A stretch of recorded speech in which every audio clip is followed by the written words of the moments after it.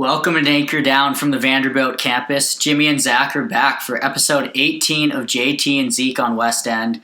It's been quite a while since we last recorded. We're getting back from winter break, getting back into the swing of things, and we want to come back in with a bang. So we have the baseball preview special for you right now. Now we're going to share some cool stats, look at this year's team, look a little bit at last year's team, project some lineups, rotations. It's going to be real excited. I'm stoked for the season to start in just under a month. I'm so excited to talk baseball. Sunny days at the Hawk are amazing. And with that, I'm ready to just get into it. How about you? Yeah, let's get into the first position battle. I think this is the most interesting one, and it's shortstop. Yeah, replacing Dansby Swanson. If you've heard of him, he's the number 1 overall pick in the MLB draft. Had a monster year last year, batting over .330 with 15 home runs. We're not asking any of these guys to be Dansby Swanson because there is only one Dansby Swanson, but we do have some good candidates to replace him. First candidate I want to talk about is Alonzo Jones. He's probably the fastest player on the team, the fastest guy in the 2015 draft class. Obviously, he came to college instead. He's a switch hitter, could play shortstop, could also play second base. We'll get into that later. Maybe even outfield. Some MLB teams are looking at him as an outfielder. He's 5'10", 200. He could be a really good player. He's a pure speedster. He has a 6'17", 60. I'm not sure if that's hand-timed or official. To give you an idea, Carl Crawford has a 6'2", 60. Brett Gardner on the Yankees, 6'2", 60. And Ichiro's is right around that as well. So this guy has some serious speed. Yeah, he's a number 30 overall recruit in the nation last year. And in the Black and Gold series, he may have been our best player. He started off shaky, striking out 4 times in a row in the first game. He finished with a .529 batting average. Yeah, that means he pretty much got a hit in every at-bat after that, after his slow start. And it was great to see him bounce back. The players are excited about having Alonzo on the team. And another great freshman candidate that we have, Ethan Paul. He also tore it up in the Black and Gold series, hitting .526 with pop. It seemed like every time you saw him out there, he was putting it in one of the gaps. Ethan Paul, he was the number 1 position player from the state of Washington his year. Ethan Paul is my favorite to win the position. I think he's going to be a smooth fielder. Definitely a guy that we can depend on. Yeah, so those are definitely the 2 front runners. But there also are some more candidates. Connor Kaiser saw a decent time at shortstop during the Black and Gold series too. Didn't quite have as great of numbers as Alonzo or Paul. He's a guy who could get time. We think that this is going to be very fluid at the beginning of the season. Another guy that could factor in at shortstop is Liam Sabino. True sophomore, roomed with Jaron Kendall last year. That's a stacked room. Big-time recruit in North House, the dorm that Zach and I lived in last year. That's another guy that could factor in at shortstop. We'll see. Yeah, he played third in the Black and Gold series, but we don't want to read too much into the positions that the guys played because the captains picked the teams. They weren't completely even. We think the 2 best shortstop candidates, Alonzo and Ethan Paul, were on the same team. Could be either of those guys.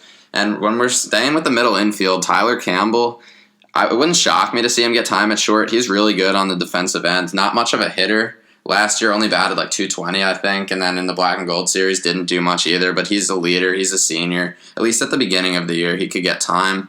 And I think that we've ruled out the idea of Rowe playing second base.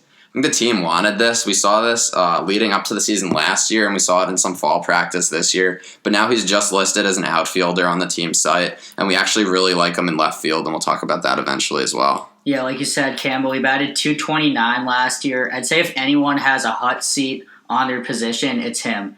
I'd say he almost has the position second base guaranteed to start at the beginning of the year.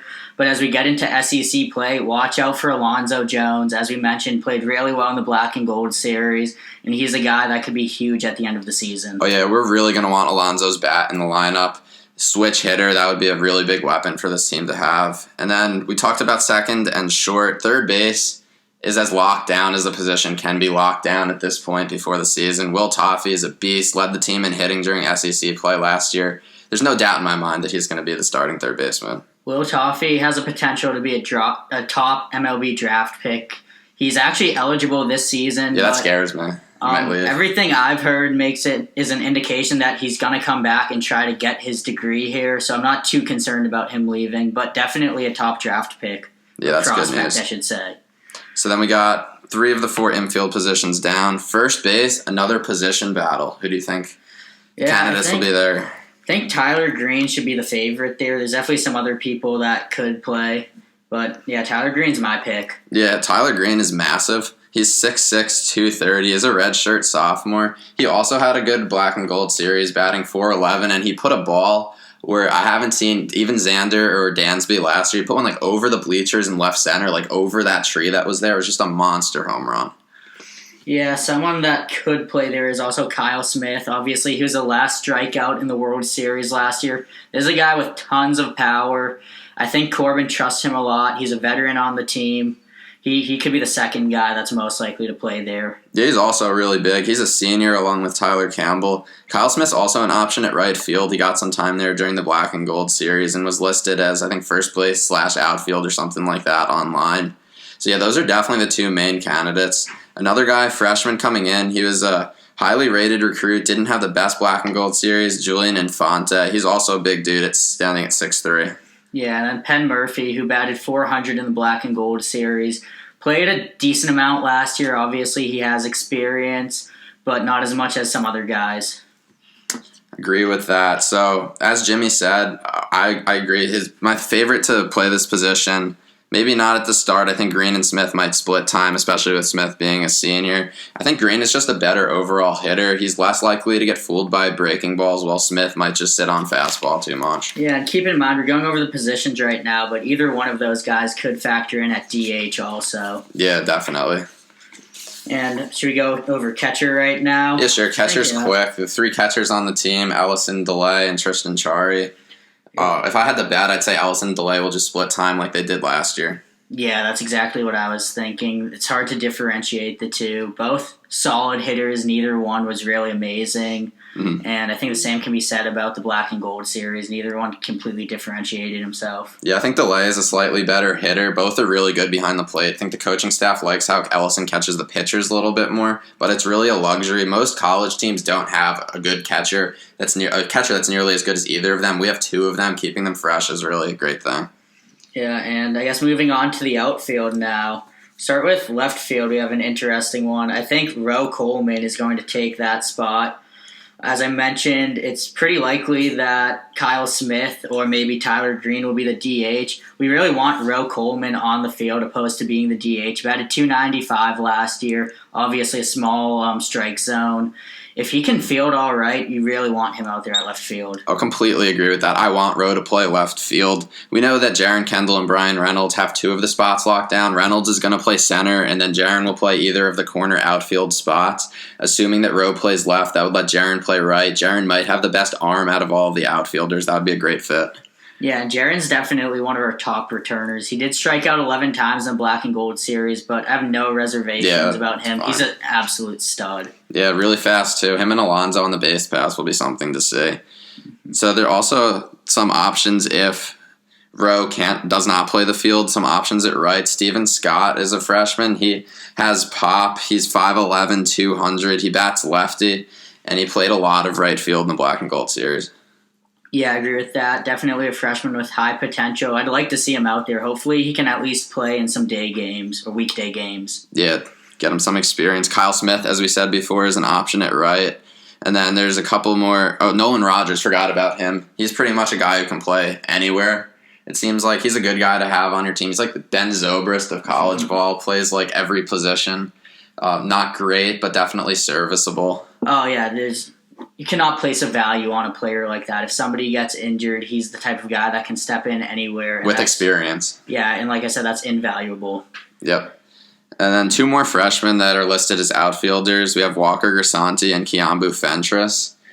These are two guys we don't expect to crack into the rotation this year just because two of the spots are locked down and we assume the other one will go to Roe. But they're two guys in the future to be excited about, both solid recruits. And can I say this? Kiambu Fentress might have the best name on the team, especially with Dansby Swanson leaving. Yeah, I agree with that. I don't think you can really argue with that. That's such a cool name.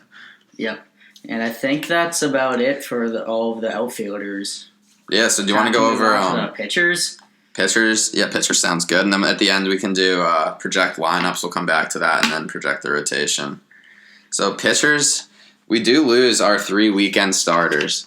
And that's the one reservation we have about getting super excited about this team, even though we are super excited. We lose Carson Fulmer, Walker Buehler, and Philip Pfeiffer, who were all really, really good last year, especially Carson. Carson had a sub-2 ERA. He was 14-2 with 167 strikeouts and only 127 innings. Those are insane stats, and that's why he was a top 10 pick. Yeah, we lose a lot in pitching, but we do have reason to be optimistic. A few stats from last year, though, before we go on to the players that may start on the weekends and weekdays. Last year, in the entire nation, we were 9th in ERA with a 2.84 average ERA. That's amazing.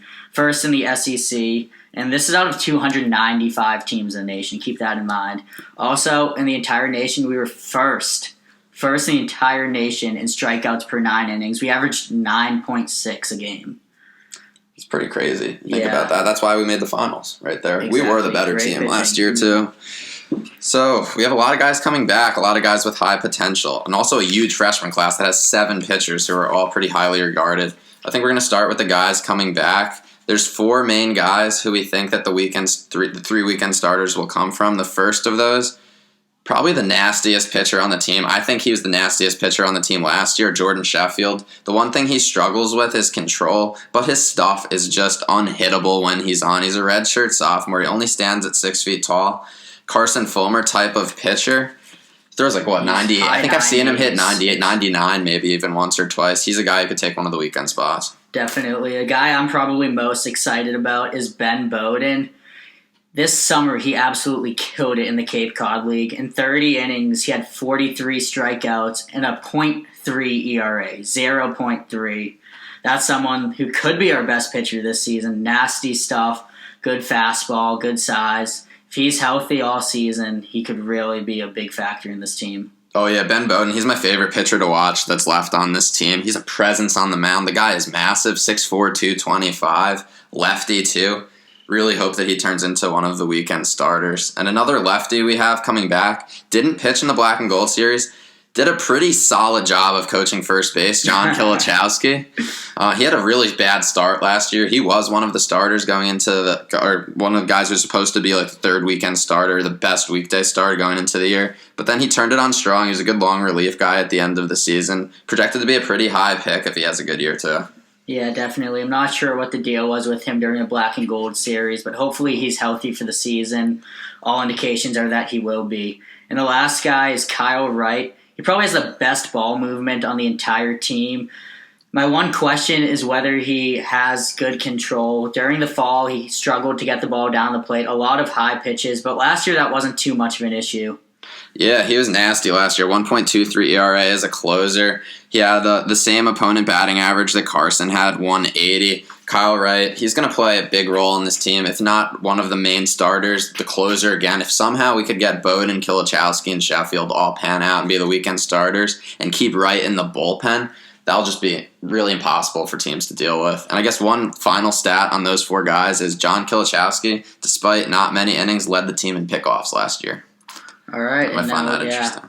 Now we'll go into a few other players. So first will be Matt Rupenthal, a right-handed pitcher. He's a number 1 player from Michigan, 6'4", 230 pounds. Yeah, he's big. He can throw in the low 90s. Definitely a solid pitcher. Oh, yeah, he had the lowest opponent batting average of all of our pitchers last year who pitched 10 innings or more. It was 158.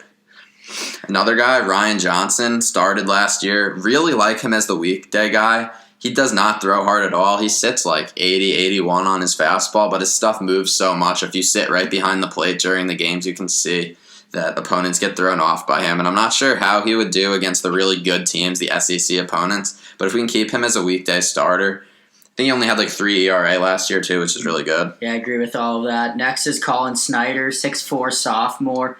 He's the type of guy that may come in and fill in Ben Bowden's role from last year. Solid pitcher, young, really, really high recruit 2 years ago. Yeah, 6'4", pretty big frame. He's a guy, I think he'll take Bowden's role, or if all 4 of those guys, Bowden and Wright and Kilichowski and Sheffield, of course, become starters, he might be the closer, Colin Snyder. He got a lot of experience last year, and he's a guy you don't mind coming in with the game on the line. Yeah, and next is Joey Abraham. Let's see. Last season he wasn't amazing. He's only a sophomore right now, though. Right-handed pitcher. He's not the number one right-handed pitcher from Kansas his year. Yeah, Arkansas. From Arkansas. Same. It doesn't matter. Whatever. Yeah. It's impressive either way. Then Brandon Spagnuolo, he's like a sidewinder. He pitched some in the Black and Gold series. Didn't get much time last year, but he could play a bullpen role. Come in, get some batters out, give them a new look. Yeah, what's exciting about all these guys, they're all pretty much sophomores or just underclassmen. Lots of reason to be optimistic about their futures. I don't think, did we skip anyone? Hayden Stone, maybe? yeah. I don't think he's supposed to be back at the beginning of the year, but the team expects him back. At least this is what I heard in the fall. The team expects him back by maybe the middle of March or early April, and if he could play a role in the bullpen and work his way back up into being either the setup guy or the closer. There's so many weapons. We haven't even talked about the freshmen yet. Oh, and the freshman class is absolutely stacked. What is it, like 7 pitchers that were top 100 in there? Or four right-handed pitchers who were top 100 overall players in their class, in their year. So probably the top one is Donnie Everett from the state of Tennessee. He's rumored to be able to hit 100 miles per hour on a fastball. I don't know if that's true or not, but if he can get anywhere close to that, that's unbelievable. He was a number 21 prospect according to Perfect Game in the entire nation, and he averages 93 on his fastballs. His slider is about 80 to 83. He has a solid changeup. He could be one of our best pitchers this season. Yeah, you got to think. Maybe he'll be like what Kyle Wright was last year. Maybe he could be the closer. You never know. One of these freshmen could step into that role or be a weekday starter. I would love to see one of them take one of the weekend roles. That would be really cool to see, too. Another guy I'm excited about, Matt McGarry, throws 95, is from California. He was also a top. His number 56 by Perfect Game, 6'3", 200. These are both right-handers, Everett and McGarry. Yeah, and Chandler Day is the next one I want to talk about. He was a 76th overall recruit in the nation. Really tall and lanky, 6'5", 175. Has a similar build to Walker Buehler. He's the number one player from Ohio. As you can tell, it's a trend that all of these people are number one from their state. They're all studs. He's supposed to be able to throw around mid-90s for his fastball, maybe low 90s. Definitely a guy that could play a lot this year. His first appearance this year in the Black and Gold series, I remember him being pretty nasty, too. Another right-hander who's another top 50 prospect, Maddox Conger.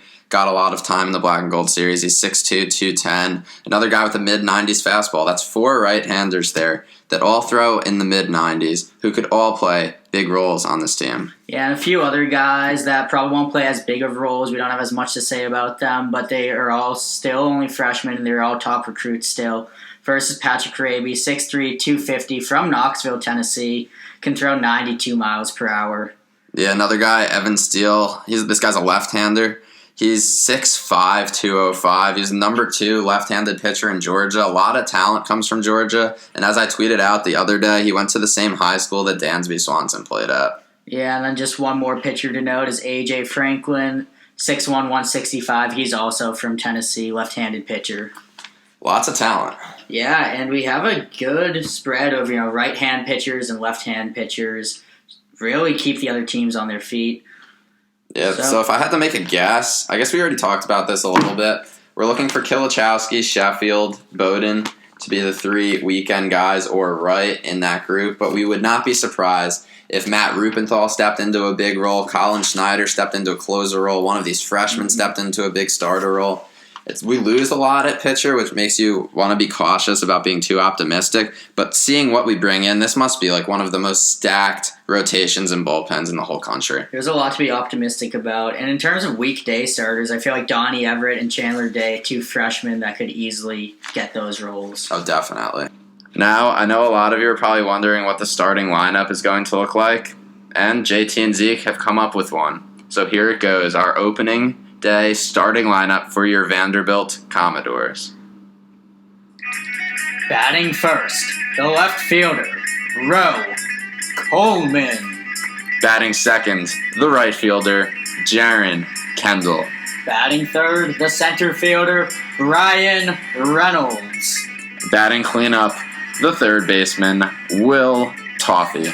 Up fifth, the first baseman, Tyler Green. Batting sixth, the shortstop, Ethan Paul. Batting seventh, the second baseman, Tyler Campbell. Batting eighth, the catcher, Carl Ellison.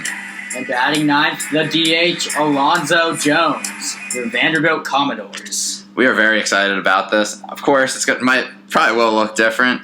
So many possibilities that Tim Corbin will go with. We expect it to change a lot during the season, but this is a lineup that features power, speed, and will score a lot of runs. Yeah, tons of athleticism. Last year's team was 10th in the entire nation in stolen bases with 105. I expect this team to be right up there with last year's. Yeah, I think a lot of what the lineup's going to look like depends on what Tim Corbin wants the identity of this team to be. Does he want to try to put Smith, Green, DeLay out there, go for a lot of power? Or does he want to have a lot like the way we have it? Once the lineup goes to the bottom, you have Alonzo, Rowe, Jaron Reynolds, which are four of the fastest players in the conference, all back-to-back. Really, you could do damage from any spot in our order. We expect to put up a lot of runs and hold teams to very few runs. Yeah, definitely. And I think that pretty much covers it all. Maybe we should talk a little bit about the schedule we have this season. Yeah, we got a bunch of home games at the beginning of the year. We have a home series against San Diego State to start the year. It is a pretty tough schedule, though. Playing in the SEC for baseball, people talk about SEC dominance in football. It might be even more so in baseball recently. I think there's 7 teams that are ranked in the SEC to start the year. And we go on the road. We have road series against LSU, Florida, and Texas A&M, who are each top 10 teams, and have Mississippi State as a home series here, who is also in the top 15. Yeah, Mississippi State is, I think, our first home series in the SEC, or actually first SEC series, period. That'll be fun. That'll be extremely exciting. That one's March 18th. We also have at Stanford for a series early in March. They're always a pretty good team. I wish that was here. That's a good out-of-conference one. Oh, yeah, and of course we have the game against Louisville late in the year, too. Play that every year. Should be a big one. Lots of good teams. Louisville was ranked, I think. Florida was 1, Louisville was 2, we're 3. And then LSU and A&M are each in the top 8. So we have a lot of big-time matchups, home and away this year. Yeah, definitely one of the hardest schedules in the country. Now, Vandy's coming off 3 consecutive 50-win seasons, or 50 or more win seasons. And it's tough to say that we'll do that again with the schedule we have and all of the players we're replacing. It's a possibility, though. Tim Corbin has 567 career wins. He'll easily get to 600 this season.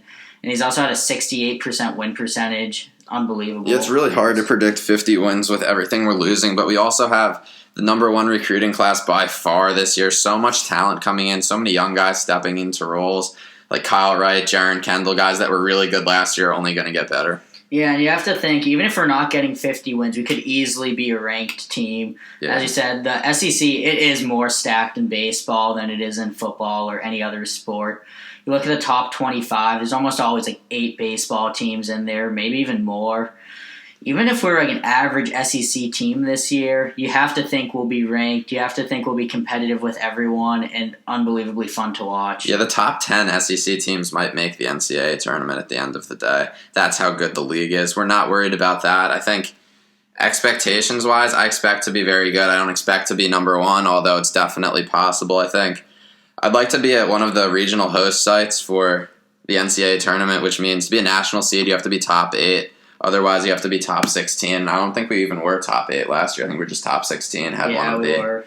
It really doesn't matter as long as we make it, to be honest. But like we said, it's entirely possible that we will be one of those top 8 teams. I think a lot of preseason rankings have us in the top 3, even though we lose so much. And that's just a testament to how well we recruit and how good of a coach Tim Corbin is, really.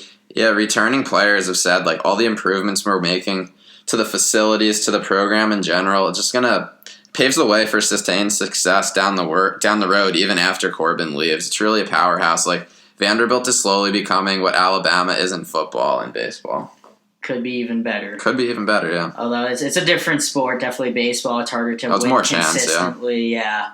But definitely the premier program. And to think that 10 years ago, 12 years ago, we were just a random SEC team, really like the bottom of the SEC in baseball. All that Tim Corbin has done is so commendable, and I'm so thankful for all of that. You really got to tip the cap to that guy, man. The guy, it's really amazing the work that he's done here. Great to know that we have one team we can always depend on. Don't want to jinx it, but pretty safe to say we'll be good at baseball still. Yeah, definitely. I think that covers it all.